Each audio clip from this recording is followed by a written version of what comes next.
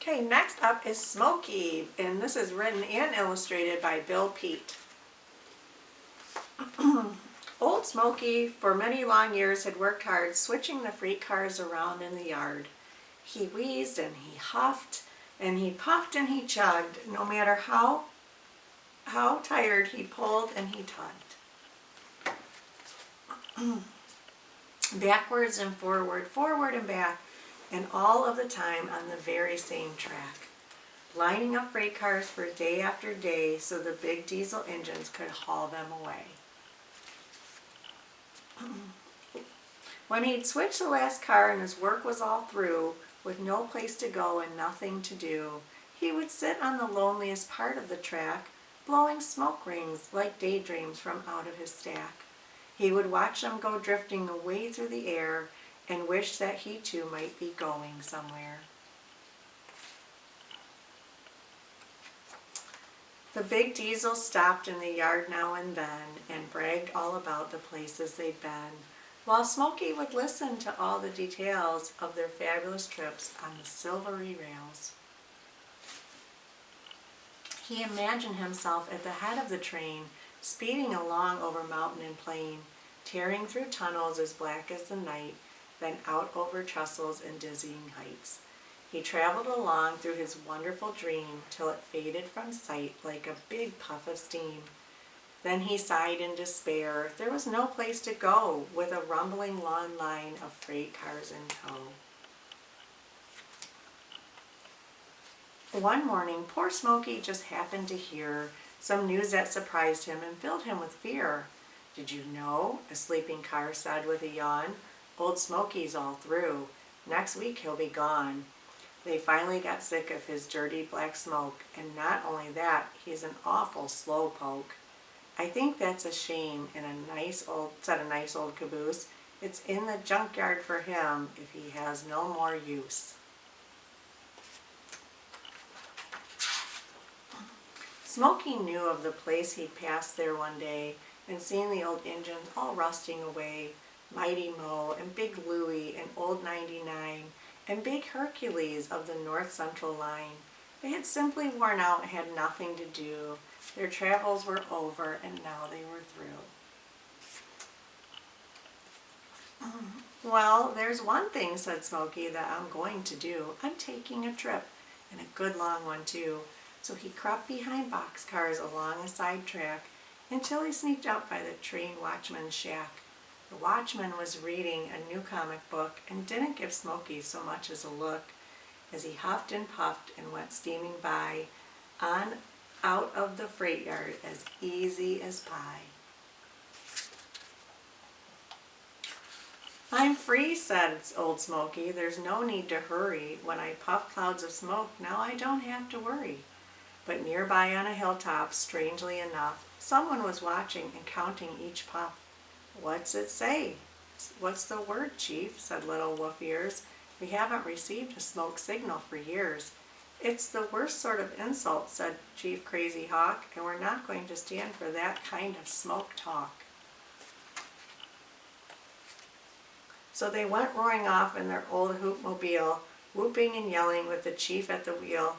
They raced down the road alongside of the track, then with spears and with arrows they launched their attack. Smokey turned on the steam and picked up the pace, and away they all went in a wild screaming chase.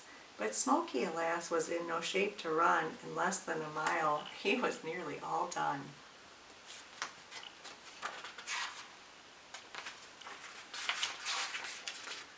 The braves were all set to close in for the kill when they screamed to a stop at the top of the hill, for a wagon was there with a big load of hay, and Smokey went puffing on safely away.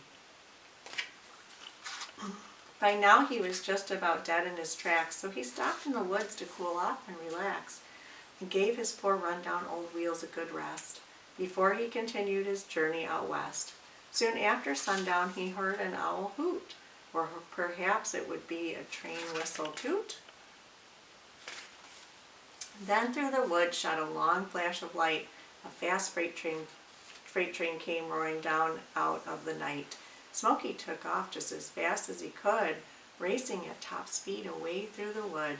He wasn't so worried about his own neck. He was much more afraid that he'd cause a train wreck. So he jumped off the track and plunged over a bank with a bumpity, clunkety, clankety clank. Wheels over cab with a crunch and a crash, then finally a great big kerploppity splash. Early next day, about 8:45, a furious farmer called the North Central line. "I put up with your noisy trains year after year, a hootin' and tootin' and roarin' past here, but you'll not make my duck pond a junky old dump for broken down engines," complained the old crump. "So get the thing out of here pretty quick too, or I'll call up the sheriff, that's just what I'll do." So the North Central line sent a big railroad crane and hauled out the muddy and soggy old train. And then came a diesel to push Smokey back, and they left him to sit at the end of the track. Now he was done for, no doubt about that. His smokestack was crushed like a battered old hat. It was so out of shape that he couldn't blow rings, but strangely enough he could blow other things. Big figure 8s and 6s and 2s, capital letters and big curly Q's. His letters, which just about filled the whole sky, were seen by a teacher, Miss Adelaide Fry.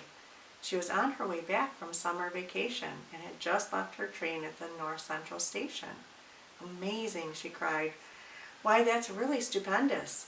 It's super colossal and also tremendous. That little old engine's the best I've seen yet for teaching my pupils the whole alphabet." So she went to the school board, and they soon agreed that Miss Fry's new idea was a good one indeed. And the railroad, it turned out, was happy to settle for what the old engine was worth in scrap metal. At the school, they put Smokey outside in the yard where the children got busy and worked extra hard. They scraped off the rust, pounded out every dent except for his smokestack, and that was left bent. Then they painted him up to look better than new, bright red and deep yellow and robin's egg blue. Smokey learned all the letters, and not only that, he spelled simple words such as mother and cat. Oh, he sometimes forgets to cross off his T's, and a few of the letters get lost in the breeze. But the children are learning much faster and better as they watch with delight every big Smokey letter. They come to the school bright and early each day. Then when classes are over, they all want to stay. This new teaching system the children love so is called choo-choo training. Now wouldn't you know? And that's the end.